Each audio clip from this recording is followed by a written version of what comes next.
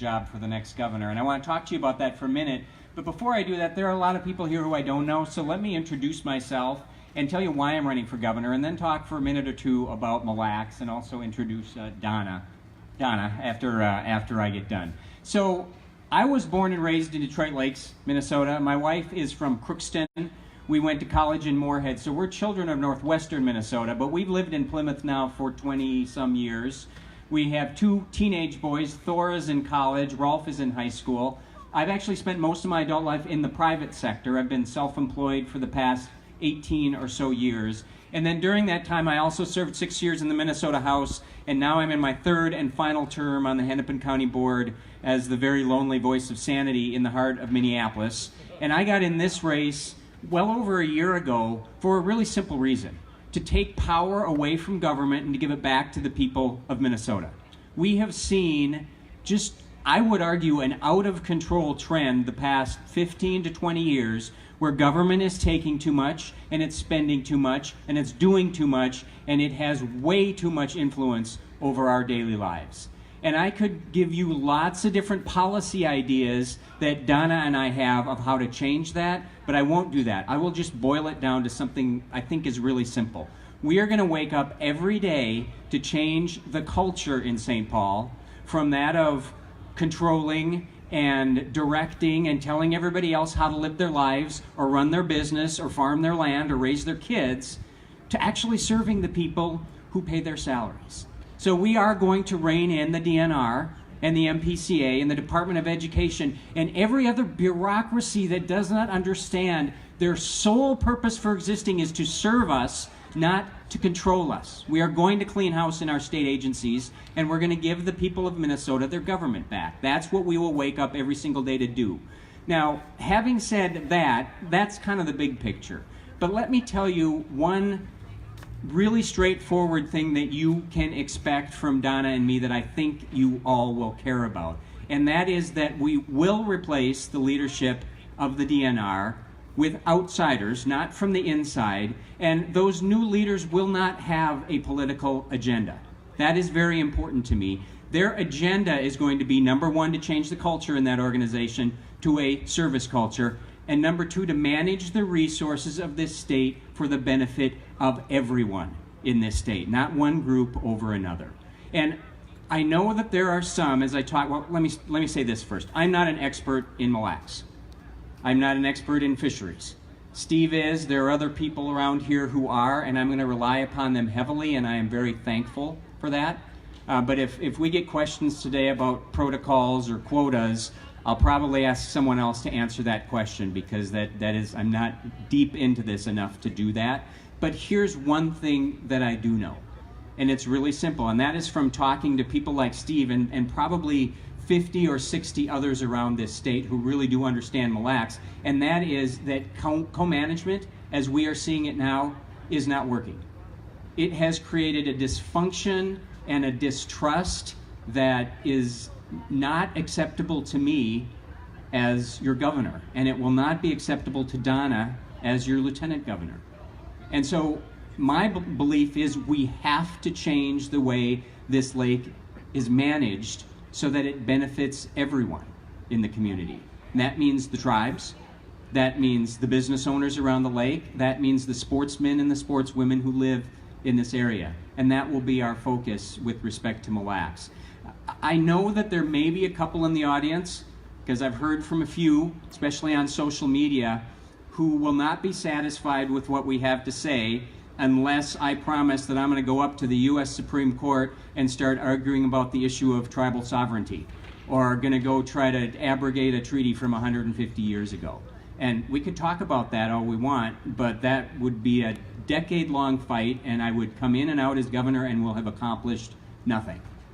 What I know is there are things that a governor can do today about Lake Mille. Steve touched on them, Linda touched on them. That's what we will be focused on. And I'll give you three things in particular. One is to give more decision-making power about this lake to the people who live around this lake and to the people who love this lake.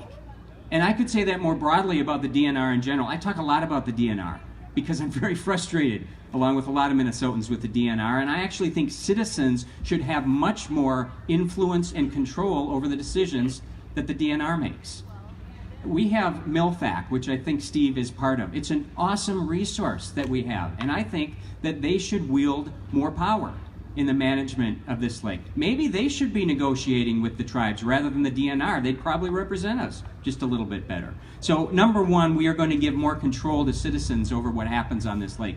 Number two, I will, and the people who work for me will negotiate very aggressively with the tribe about the management of this lake. It's something that has not been happening from my understanding. And we are going to respect tribal cultural heritage, because I think that's important. But we're also going to make sure that we have a very stable and predictable harvest on this lake, and that everyone has the opportunity to enjoy the lake in the same way. Again, we're not going to place one group over another. And then finally, if we can't come to some agreement that I believe is fair to everyone, based on the process that the courts have given us, we will go back to court and aggressively make our case with the best lawyers that I can find. And maybe there'll be lawyers from the AG's office, and maybe they won't. We'll have to make that decision at the time. But I can tell you, with respect to Mille Lacs, those are the three promises that I can make to you today. Bottom line, co-management is not working. So we are going to figure out a different way to manage this lake that benefits everyone and that ensures that the lake is healthy and that this area thrives, because we're heading in the opposite direction right now. So with that, we are going to answer some questions, but I do want to introduce Donna to you. Donna's my running mate. Donna is from Duluth. She's an amazing woman. She's a former lieutenant colonel in the Marine Corps Reserves. She is a former guardian ad litem and business owner. And I'm going to lay something out there right now. One thing about Donna and me is we're not going to tiptoe around things and try to pretend like there aren't issues out there. I've heard from some people that there is a concern that Donna is a member of the Red Lake tribe. And they've said, you know, that concerns me because I don't know what she's going to think about this whole issue. So I was talking to her about that, and she said, well, let me address that. Why would you address that? Why don't I address that? So Donna's going to talk a little bit about herself and the big picture here and also address that question. So would you please welcome her for me?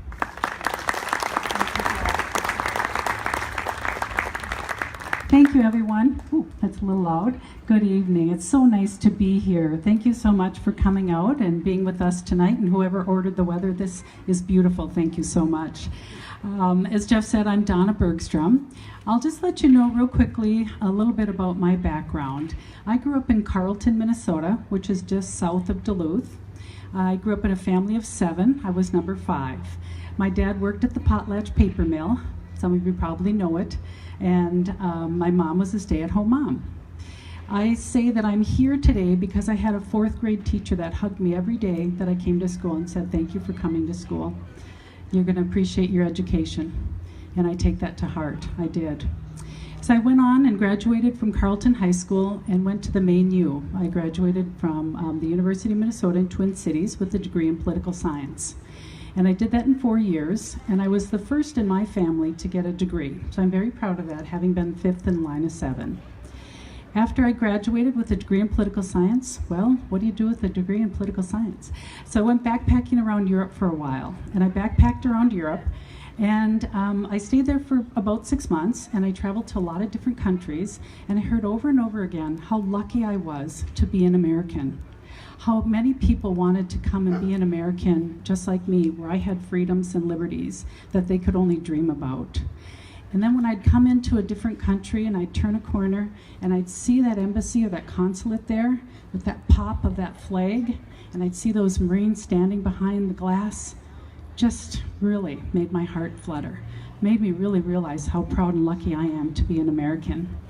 So I decided after that to came back to the United States, have to fill up the coffers a little bit. So I worked for Lutheran Insurance Company. I was one of their staff for their agents.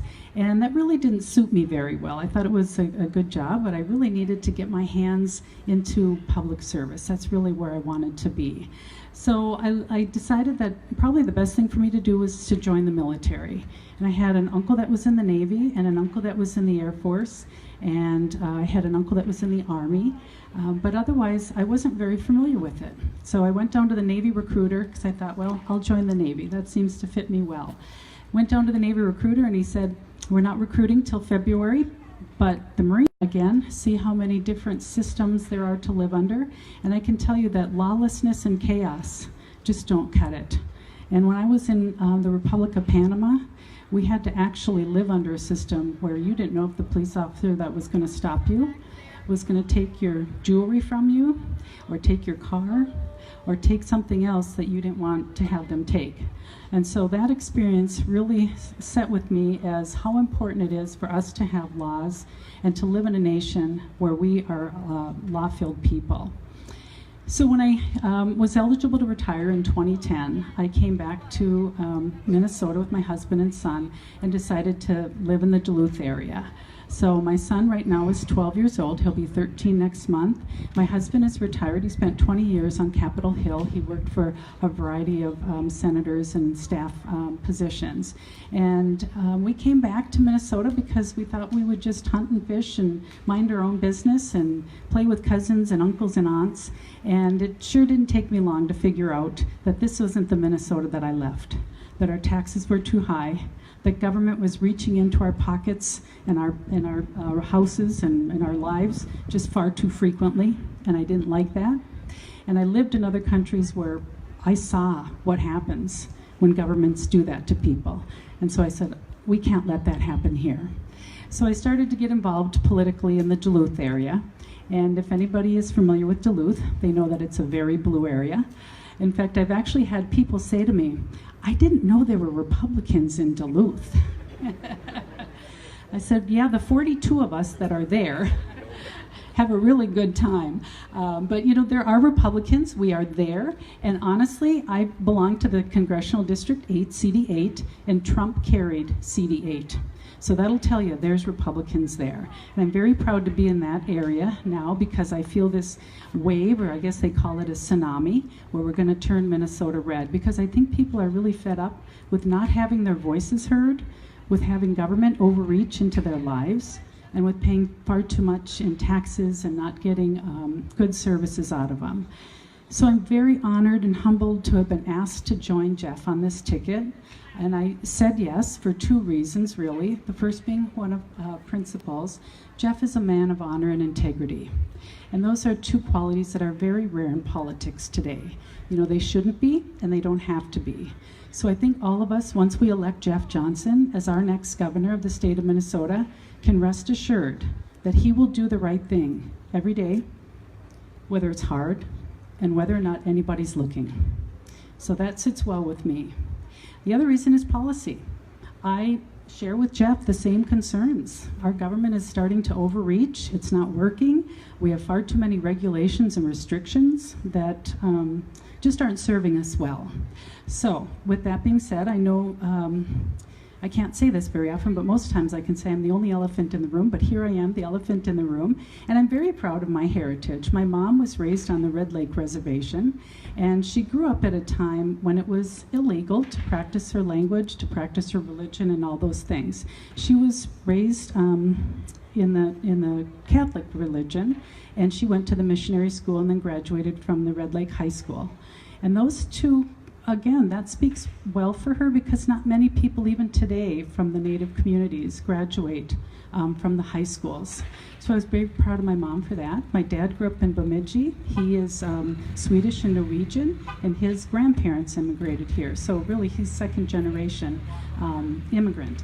And with that, I will say that we were not raised in a traditional home. My mom and dad raised us to be good citizens, to be good people, and to help one another. And so that is what I really hope to do. And on this ticket, that is my intention, is to help Jeff carry his message forward. And that message, as you've heard him say, is one that I think we can all get behind. So I really appreciate you coming out again tonight. Thank you so much. I'll be around. I understand we're going to do Q&A.